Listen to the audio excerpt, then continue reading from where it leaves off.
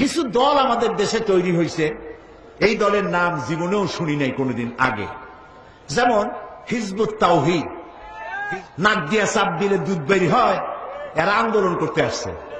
আমরা বুড়ো হয়েছি বাতাস খাইয়া, আগে জেলে যাও, জেল খাটো, দুই একটা শহীদ হোক, তারপর বোঝা আন্দোলনের মজা কি।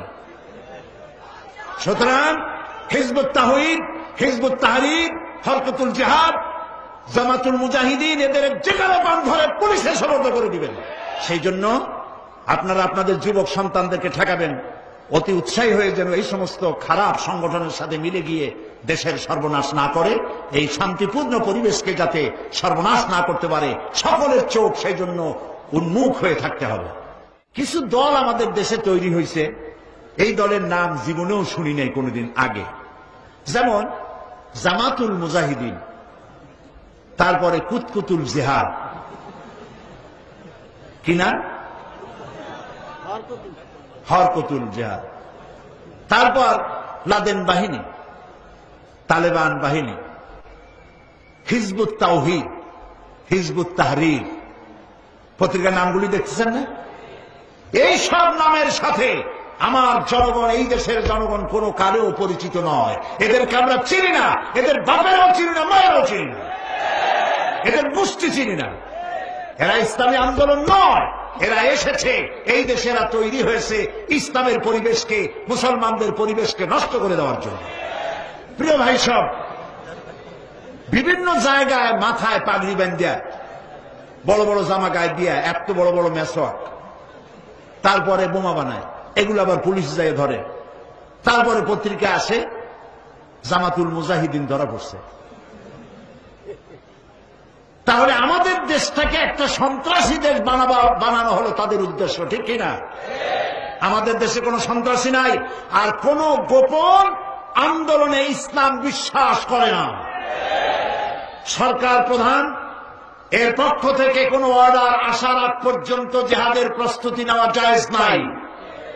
জিহাদের প্রস্তুতি সশস্ত্র যুদ্ধের আহ্বান জানাতে পারে কেবলমাত্র যখন সরকার প্রধান ইসলাম অথবা মুসলমান হবে, তারা যদি জিহাদের জন্য সর্বাত্মক দাওয়াত দেয়, তখনই কেবলমাত্র আন্দোলন করা যাবে, সশস্ত্র যুদ্ধ করা যাবে।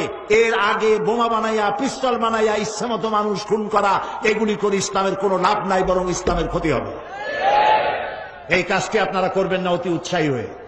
কয় গণতন্ত্র হারাম, পার্লামেন্ট হারাম, মেম্বার যারা হয়েছে তারা হারাম, সব মুশরিক, সব কাফের।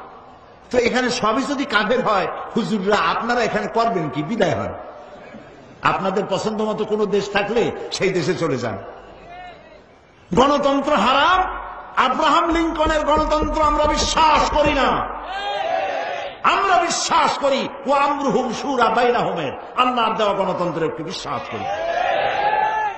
গণতন্ত্র হারাম, তাহলে সরকার বদলের সিস্টেম কি বলো? জবাব দাও।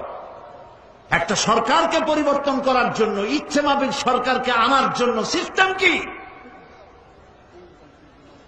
সুতরাং এই সমস্ত কথা বলে মানুষকে বিভ্রান্ত করার কোন যুক্তিপূর্ণ কারণ নাই। লিফলেট ছড়ানো বন্ধ করো। গণতন্ত্র হারাম বলে মানুষকে বিভ্রান্ত করো না। নাক দিয়া চাপ দিলে দুধ বেরি হয়, এরা আন্দোলন করতে আসছে। আমরা বুড়ো হয়েছি বাতাস খাইয়া। সুতরাং হিজবুত তাওহীদ, হিজবুত তাহরীর, হরকতুল জিহাদ, জামাতুল মুজাহিদিন, এদের যেখানে পান ধরে পুলিশে সোপর্দ করে দিবেন। এরা ইসলামের কোন সহায়ক শক্তি নয়, এরা এই দেশের স্বাধীনতা, সার্বভৌমত্ব এবং ইসলামের দুশমন। ওরা গণতন্ত্র হারাম বলে ইসলাম নিয়ে আসছে। হাতি ঘোড়া গেল তল, ছাগলে কয় কত জন। আগে জেলে যাও, জেল খাটো, দুই একটা শহীদ হোক, তারপর বোঝা আন্দোলনের মজা কি। এত সহজ না।